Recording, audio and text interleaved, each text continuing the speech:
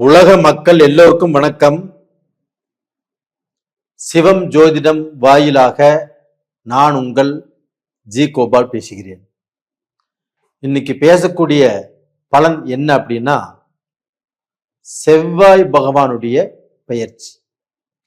இந்த செவ்வாய் பகவான் ஆப்பட்டது இப்ப தனுசு ராசியில் இருக்கிறாங்க. தனுசுல இருந்து ஜனவரி மாசம் 15ஆம் தேதி பெயர்ச்சியாகி மகரத்துக்கு உச்ச பலத்தோடு வர்றாங்க. அங்க 42 நாள் பக்கத்துல இருப்பாங்க. அப்படி வரக்கூடிய இந்த செவ்வாய் பகவான் துலாம் ராசிக்காரங்களுக்கு எந்த விதமான பலனை செய்யவிருக்கிறார் அப்படிங்கிறது தான் இந்த வீடியோல தெளிவா பார்க்கிறோம். அப்போ அந்த செவ்வாய் பகவான் ஆப்பட்டது துலாம் ராசிக்காரங்களுக்கு 2ஆம் இடத்து அதிபதியும் 7ஆம் இடத்து அதிபதியும் அந்த செவ்வாய் பகவான். அப்ப அந்த 2ஆம் இடத்து அதிபதியும் 7ஆம் இடத்து அதிபதியும் எங்க இருக்கிறாங்க? 4ஆம் இடத்துல உச்ச பலத்தோடு இருக்கிறாங்க, மகரத்துல. அப்ப 4ஆம் இடத்தில் அந்த செவ்வாய் பகவான் உச்ச பலம் பெறுவது துலாம் ராசிக்காரங்களுக்கு ஒரு சிறப்பு. அது போக அதே துலாம் ராசிக்கே மகர ராசிக்கே சுக்கிர பகவான் வர்றாங்க. அப்புறம் கும்பத்துக்கும் போயிடுறாங்க. இது ஒரு பக்கம் இருக்கட்டும், நான் சொல்றேன். அப்ப அந்த மகரத்தில் இருக்கக்கூடிய அந்த செவ்வாய் பகவான் 4ஆம் பார்வையாக துலாம் ராசிக்கு 7ஆம் இடத்தை, மேசத்தை அந்த செவ்வாய் பகவான் பார்க்கிறாங்க. இது ஒரு அற்புதமான அதிர்ஷ்டமான ஒரு யோக காலம். அப்போ 7ஆம் இடத்தை, 7ஆம் இடத்துக்குரிய அதிபதியே அந்த 4ஆம் இடத்திலிருந்து உச்ச பலம் வாங்கி அந்த 7ஆம் இடத்தை பார்க்கும்போது அதிர்ஷ்டம் அதிர்ஷ்டம் அதிர்ஷ்டம். அப்போ பாத்தீங்கன்னா, துலாம் ராசிக்காரர்கள் எனக்கு திருமணம் ஆகலைங்க, 4-5 வருஷமா பொண்ணு பார்க்குற, செட் ஆகல, 2-3 வருஷமா மாப்பிள்ளை பார்க்குற, செட் ஆகல, என்னை பெத்தவங்க ரொம்ப ரொம்ப வருத்தப்படுறாங்க, எனக்கு கல்யாணம் ஆகலையே அப்படின்னு. அவங்களை பெத்தவங்களும் பேரனுக்கோ பேத்திக்கோ கல்யாணம் ஆகலின்னு பயங்கரமா வருத்தப்படுறாங்க. இவங்களுடைய மனசுக்காவது எனக்கு எங்கேயோ ஒரு இடத்துல பொண்ணு கிடைச்சா போதும், பொண்ணு அழகா இருக்கணுங்கிறது இல்லை, பொண்ணு படிச்சிருக்கணுங்கிறது இல்லை, எப்படியோ எனக்கு பொண்ணு கிடைச்சா போதுங்க அப்படின்னு அவங்க நினைக்கிறாங்க. இது நடக்குமா அப்படின்னா, இந்த பீரியடில் கண்டிப்பாக துலாம் ராசிக்காரங்களுக்கு கண்டிப்பாக பொண்ணு கிடைக்கும், மாப்பிள்ளையும் கிடைக்கும். அப்ப அவங்க வீட்டுல திருமண யோகம் அப்படிங்கிறது நடக்கும். அப்ப திருமண பேச்சுங்கிறது நீங்க பேசுவீங்க.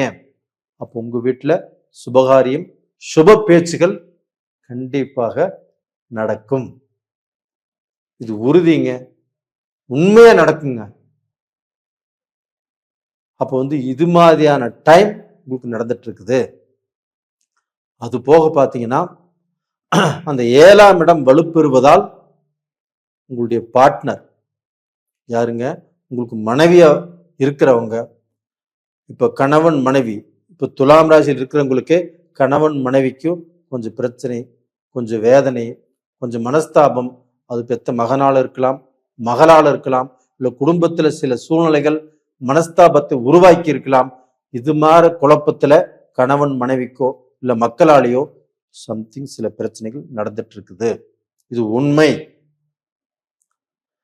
அந்த பிரச்சனைகள் ஆகப்பட்டது இந்த செவ்வாய் 7ஆம் இடத்தை பார்ப்பதால் கண்டிப்பாக இந்த பிரச்சனைகள் கண்டிப்பாக உங்களுக்கு தீரும்.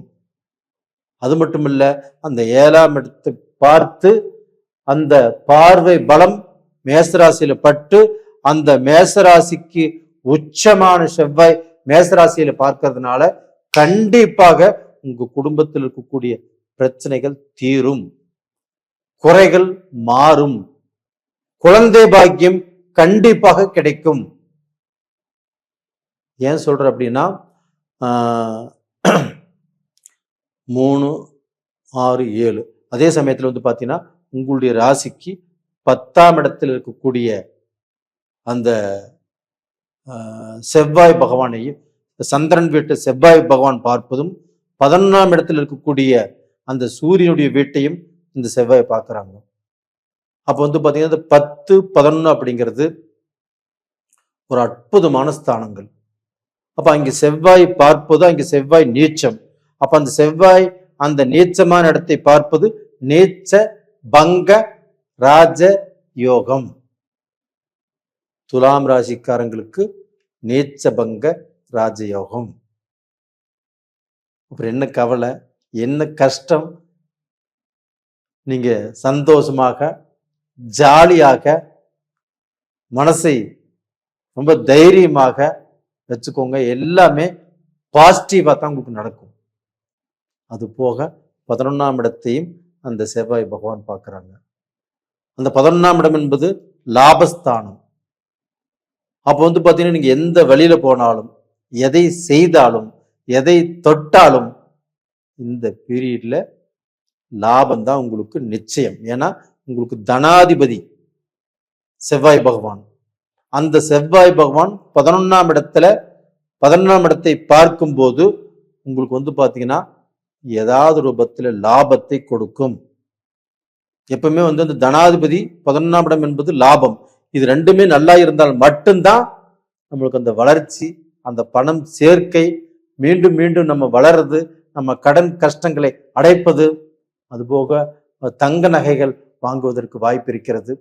அப்போ உங்க மனைவிக்கு நகை வாங்கி கொடுப்பீங்க, இல்லைன்னா அடகு வச்சிருந்த பொருளை திருப்புவீங்க, இல்லை உங்க பொண்ணு கல்யாணத்துக்கு நகை வாங்குவீங்க, இல்லை உங்க பையன் கல்யாணத்துக்கு நகை வாங்கி சேர்த்து வைப்பீங்க.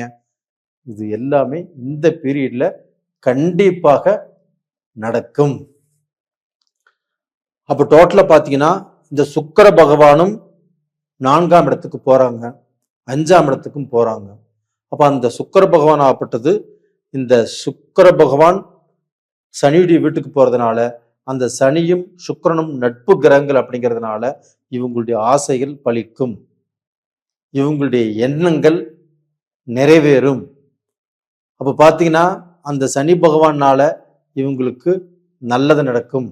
அப்ப அந்த சனி பகவான் ஆப்பட்டது இவங்களுக்கு 6ஆம் இடத்தில் இருக்கிறாங்க.